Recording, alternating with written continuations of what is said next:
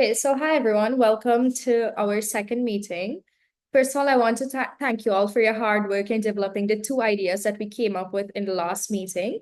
And I think we can go right ahead into presenting. So, Vandana, would you like to start? So here's my idea for the game, and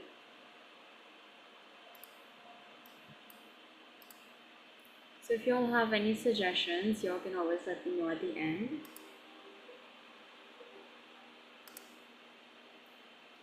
So I named the game Eco Mean, Eco Earth, and so we begin with our first problem, and this is the video showcasing the problem. And the solution to this problem is carpool. So we have the solution and we have also the definition, and it was made in a simple way so that children can understand it. And our second problem is, and it's actually not supposed to have sound, but I don't know how it got there. So our second solution is to turn off the tap, and this is our next problem.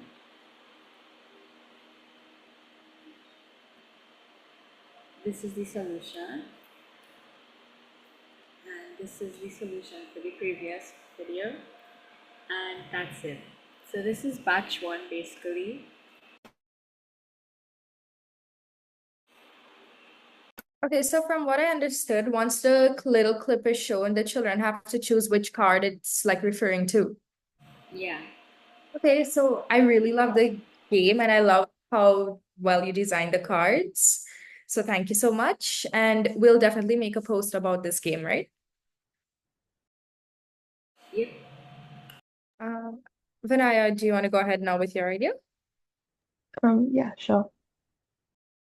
Okay, so you'll see in the presentation. Yes. Yes. Okay, so my idea was basically making a YouTube video analyzing different pieces of media. So what we plan to do is analyze books, movies, TV shows, video games, all of that to reach a wide variety of people from kids to young adults to adults. And this would help educate them with about natural disasters, preventative measures, conservation, and all of that stuff. So the plan itself is basically analyzing and dissecting these different pieces of media to look at many different aspects of the environment and attempt to relate it to the real world and the state of our environment. So this would make learning about the environment more fun and engaging. It is a four-step plan. It's separated into four sections. So the first section, we would look at the current state of the environment, whether it be positive or negative. The second stage would be what could have caused the state of the environment. This one could be up to interpretation, and then it would be related back to our environment. So it would be whether the environment was good, how did they make it that good? If it's bad, how could it have deteriorated? The third step would be how a healthy environment could be maintained, prevented, or restored. It's pretty straightforward and it helps to learn different tactics and tips. And the fourth step, sorry, is how the environment could affect characters or the plot moving forward. This one is more focused on the movie itself, but it also makes learning about the environment more fun. And the plan for this is to make a YouTube video, basically like a PNG YouTube video, if anybody knows what that is. If you don't, it's basically just a lot of pictures with voiceovers from willing participants, obviously, and the video can be posted on YouTube and some snippets can be posted on Instagram. So that's all for my presentation. If you have any ideas or suggestions, please let me know. And if you have any questions, feel free to ask. I think that this seems like a really good idea to reach out to children. So I have one question. How many pieces do you plan to analyze? Like in how much time? Is it like one piece a week or one piece a month, or do you have any time frame in mind? As of right now, since we know starting to work on this idea, I would say maybe 2 to 3 weeks per piece. But as we get more attuned with what we need to do, hopefully we could produce more Yes. in less time. I guess we can let like other people also start working on some so that we could get more done. Yeah. Yeah. And also, Vinay, you had pitched to me an idea about the social media trends. Would you like to say it to everyone now? Yeah, sure. So, I don't have a presentation for this one, but I'm not sure if you'll have seen there's this trend on social media where it's like trends that we need to leave behind in 2024 or trends that I think are going to be popular in 2025. We could use this in relation to the environment. So the trends we could leave behind in 2024, it would be like overconsumption, littering, etc. And then 2025 trend predictions could be like recycling, repurposing, etc. And I've also seen on social media people doing cooking with food scraps, where it's basically how you can make a meal with leftovers or pieces of vegetables that you didn't use in another meal. So that would help reduce food wastage as well. Yes, that sounds like a really good idea. Thank you. So now, thank you so much for presenting your ideas. So now we'll give you all a task for this week that we can discuss ideas on, or we can take the existing ideas that we have and just like develop it a little bit more so that it appeals to a specific group of children. So you'll understand when we present the PowerPoint. So Sarta, can you go ahead with the PowerPoint? Now, firstly, I would like to see if anyone can guess what the group of people we are going to be referring to in this PowerPoint. It's okay, you can go ahead. Okay.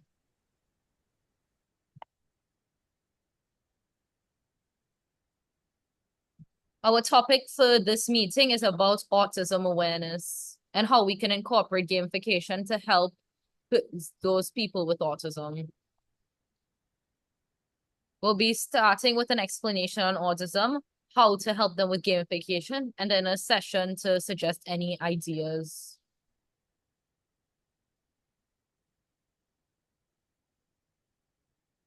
Siri will be giving a brief explanation on what autism is. So, autism or autism spectrum disorder is a neurodevelopmental condition characterized by challenges, especially in social interaction, communication, and repetitive behaviors.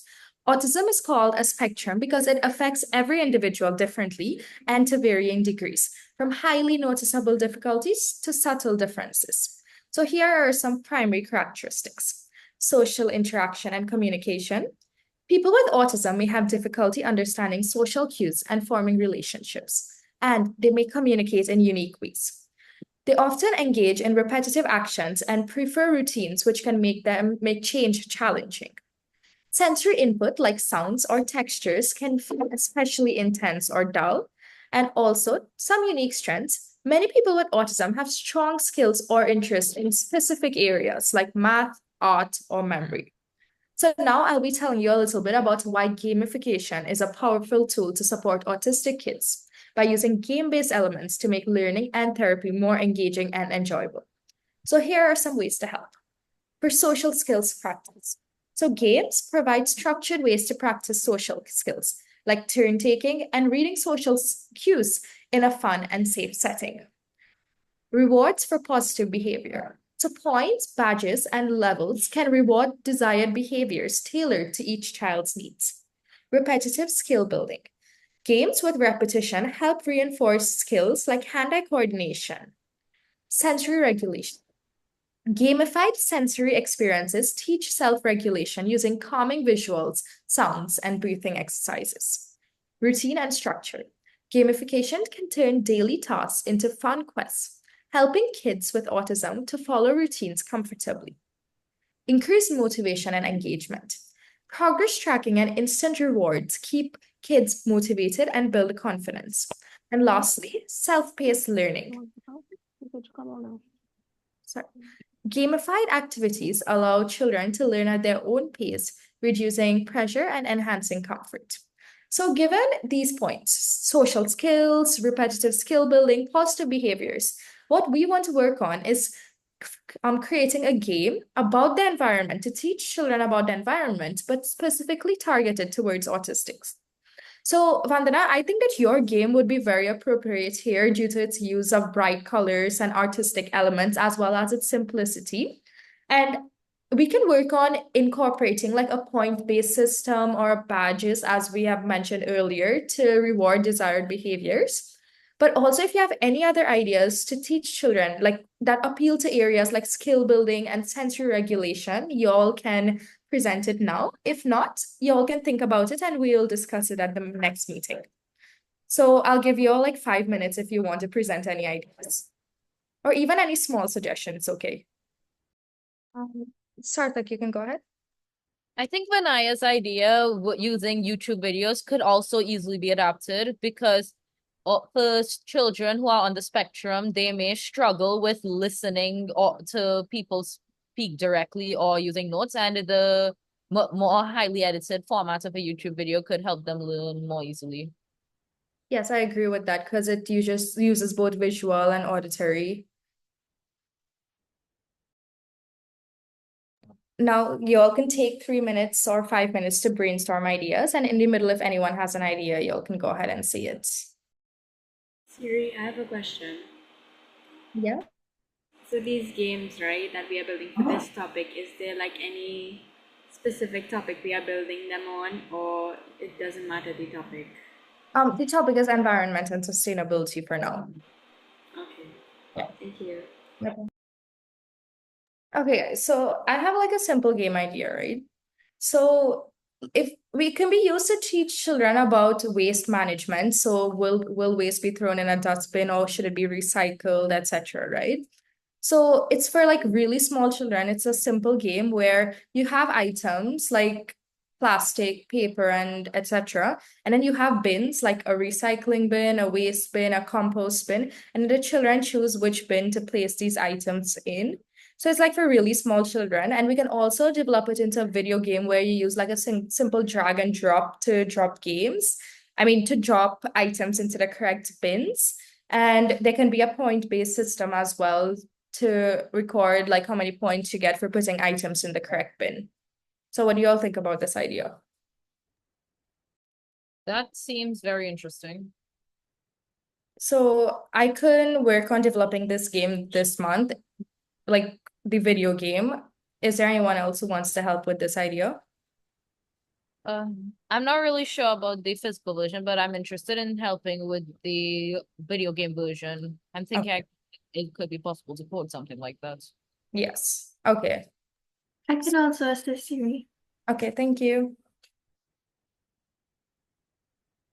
And meanwhile, I think if does anyone else have any ideas first? Like if it's no, I'll just say, Vandana, thank you so much for making the first batch. If you have any time, we can work on making more batches. And I think my brother Sarthak, he is free right now, so he is willing to help you with the new batches, right? Like whether it's idea generation or creating the cards or anything, right? And Vinaya, let me know if you need any help, like, or you can ask Charlotte or Isa, Farah, or Kaylin, or anyone if you need any help with the movie. And I know you said the first movie is Wall-E. Do you think we can finish that this week, like by next week, Sunday? I mean, like the analysis for that movie? Next week Sunday, like the 10th. Yeah. If I'll not, try my best. I'll try my best to finish it by next week Sunday. okay, thank you. So thank you so much for attending our second meeting. And we'll work on these ideas and see how things progress for next.